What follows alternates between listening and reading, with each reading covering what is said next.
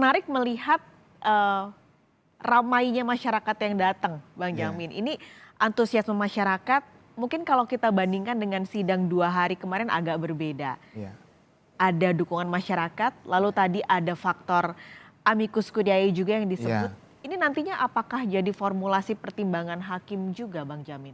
Ya, jadi inilah kita lihat bagaimana perjuangan daripada masyarakat itu agar sistem peradilannya lebih baik ke depan dan rasa keadilan masyarakat. Jangan lupa bahwasannya hakim dalam memutuskan suatu perkara, dia juga di samping 1832 alat bukti dan keyakinannya, dia juga harus memperhatikan rasa keadilan yang hidup dalam masyarakat. Nah, itu juga menjadi faktor ya dalam menentukan suatu putusan, tapi bukan dalam faktor yang memang wajib ya, seharusnya tidak dicantumkan dalam 183. Tapi kalau kita lihat undang-undang yang baru nanti, KUHP yang baru, itu disebutkan dalam KUHP yang baru itu disebutkan dalam memutuskan suatu orang melakukan suatu perbuatan pidana, hakim harus mempertimbangkan rasa keadilan yang hidup dalam masyarakat. Nah, itu dicantumkan dalam undang-undang yang baru. Nah, kalau kita lihat tadi, apakah ini teman-teman amicus curiae yang juga rasa keadilan masyarakat, lalu ada ICJR juga melakukan amicus curiae. Nah, apakah ini menjadi bahan pertimbangan yang harus dicantumkan? Biasanya dalam konteks seperti ini itu menjadi bahan pertimbangan, tetapi tidak perlu juga dicantumkan dalam pertimbangannya. Artinya tidak perlu dicantumkan ada amicus curiae dari para pakar hukum atau dari ICJR ya begitu ya. Tidak perlu, tapi cukup dimasukkan dalam pertimbangannya bahwa untuk keadilan masyarakat begitu. Itu yang pertama. Saya mau komentari terkait dengan apakah ada potensi untuk bebas kan. Tadi dikatakan ada pasal 51 begitu. Nah, tadi saya sudah sebutkan pasal 51 itu kemungkinannya tidak bisa diterapkan kepada Richard Eliezer. Kenapa? Karena pasal 51 itu mengatakan barang siapa melakukan suatu perintah yang sah dari jabatan yang sah tidak dipidana karena berdasarkan perintah jabatan. Nah, perintahnya harus sah, jabatannya harus sah. Kalau itu merupakan perintah yang sah, berarti Ferdy Sambo nanti nggak bisa dihukum. Kan sudah dihukum kan begitu ya. Padahal itu kan bukan perintah yang sah, perintah yang tidak sah. Dilakukan tidak sesuai dengan tugas dan fungsi Ferdy Sambo. Sehingga kemungkinan itu tidak mungkin dapat diterima oleh majelis hakim untuk membebaskan Richard Eliezer. Kemarin ada lebih tepat contohnya pasal 48. Kalau pasal 48 itu mengatakan bahwa seseorang itu melakukan suatu perbuatan itu karena daya paksa. Daya paksa itu datangnya dari luar yang sifatnya mutlak atau relatif. Kalau sifatnya mutlak mungkin tidak ya, tapi ini sifatnya relatif. Dia masih bisa memilih ya dan tidak. Tetapi sulit untuk melakukan itu karena ada relasi kuasa yang dulu pernah kita bahas. Relasi kuasa di mana dilakukan di rumah jenderal ya, dengan seragam jenderal dan juga diperintahkan jenderal. Nah, ini kan sangat sulit ya, di rumah jenderal, pakaian seragam jenderal, menggunakan seragam, dan juga dia adalah pangkat terendah dari kesatuan apapun gitu ya. Dan dia juga paramiliter. Paramiliter artinya bukan polisi setengah militer kan. Karena si Richard Eliezer ini kan anggota BRIMOB, itu kan setengah militer. Jadi tugasnya itu dia cuma ya tembak-tembak gitu. Jadi nggak punya pendidikannya, nggak ada menganalisis apakah apa yang dilakukan benar atau salah, nggak ada itu. Dia cuma melaksanakan komando karena semi militer. Nah, ini ada itu yang dikatakan sebagai suatu tekanan yang kuat dari luar yang sifatnya relatif yang tidak bisa dia hindarkan, dia harus laksanakan. Nah, itulah dalam pasal 48 tersebut. Jadi kalau untuk membebaskan dia lebih cenderungnya ke pasal 48. Kalau itu pun, tapi tadi saya katakan kembali lagi Mbak Maskalis, jadi kalau hakim berpikir Richard Eliezer ini sudah memberikan kontribusi yang cukup besar bagi peradilan ini dan menjadi leading case nantinya, bagi peradilan berikutnya, GC dihargai di Indonesia dan dunia itu akan senang. Wah, ternyata Indonesia benar-benar peradilannya memberikan penghargaan kepada GC. Harusnya ya Richard Eliezer ini diberikan kesempatan lagi untuk berkiprah di kepolisian. Dengan cara seperti apa? Dengan cara hari ini hukumannya di bawah 2 tahun atau 2 tahun yang di bawahnya itu memberikan kesempatan bagi dia karena ada keputusan Kapolri mengatakan bahwasanya untuk hukumannya maksimum 2 tahun atau lebih atau kurang dari 2 tahun itu masih diberi kesempatan untuk bisa berkarir di bidang kepolisian. Dan kita ketahui juga kan Richard Eliezer kan belum ada PTDH ya, belum ada penetapan. Jadi ada kemungkinan. Tapi pun kalaupun hakim merasa itu terlalu jauh karena disparitas hukuman dari yang terakhir terpidana Ricky Rizal 13 tahun, ya dia mungkin disparitas terlalu tinggi, dia nggak mau untuk 2 tahun masuk kepolisian kembali, ya paling di bawah 5 tahun lah hukumannya begitu. Jadi dia tidak memberatkan, artinya ada penghargaan terhadap GC tersebut. Itu yang sepertinya kita harapkan. Alternatifnya tadi pertama, diberikan kesempatan untuk berkiprah di kepolisian menjadi ikon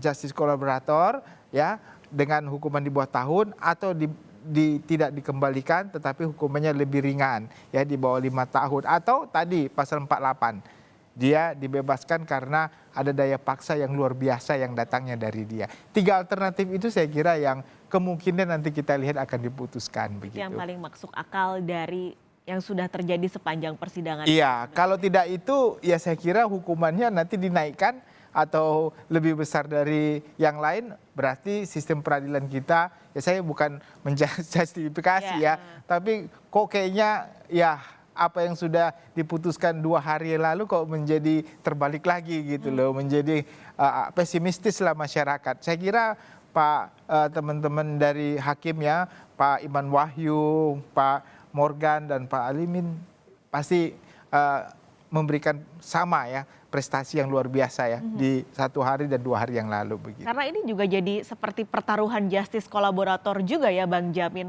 Apa yang akan diputuskan oleh hakim hari ini mengingat status Richard Eliezer sebagai justice kolaborator. Tapi kalau tadi saya juga sempat membaca-baca dan meriset gitu, mencari tahu. Kalau di Indonesia sebenarnya kebanyakan kasus justice kolaborator ini adalah kasus-kasus yang berhubungan dengan pencucian uang ataupun korupsi begitu.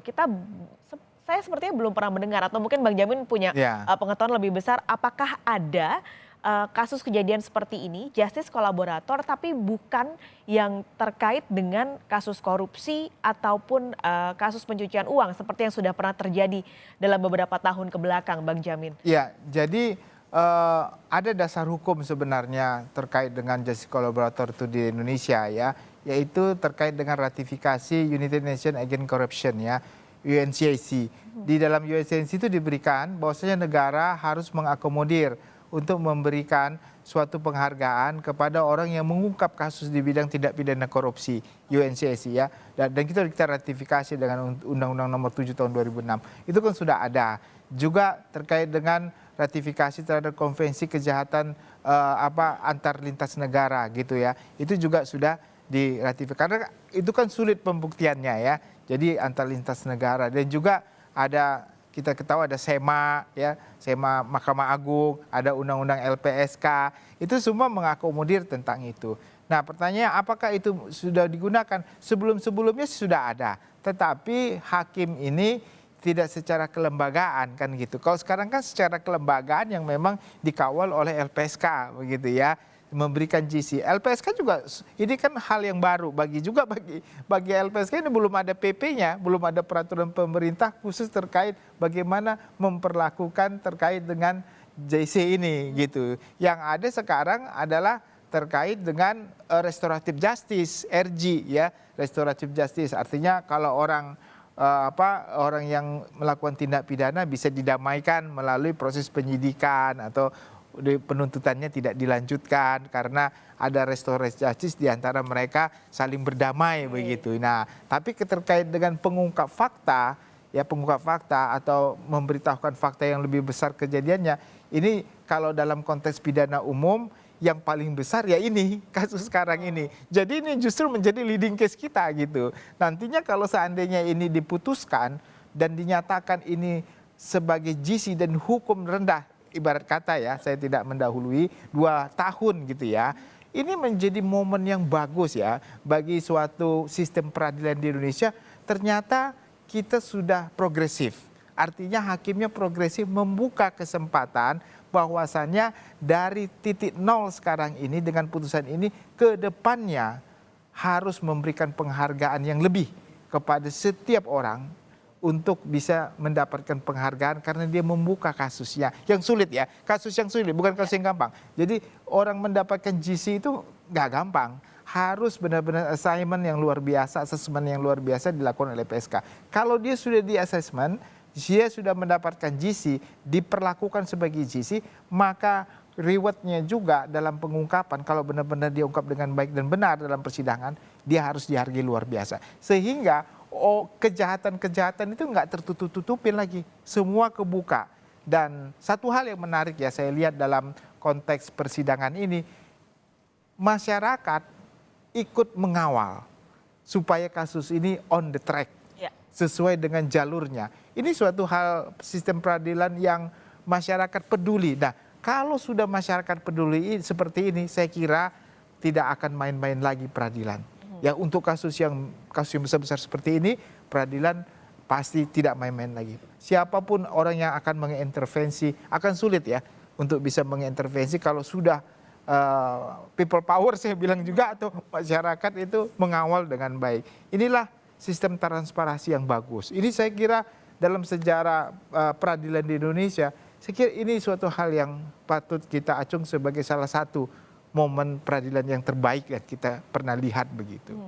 Apalagi terdakwanya adalah aparat. Ini juga yang menjadi sorotan sebenarnya kan Bang Jamin. Ada kekhawatiran apakah ada potensi permainan di belakangnya. Ini yang ya, saya kira indikasi itu sangat mungkin ya, apakah intervensi terhadap jaksa, apa intervensi terhadap hakim, itu pasti sangat dimungkinkan terjadi.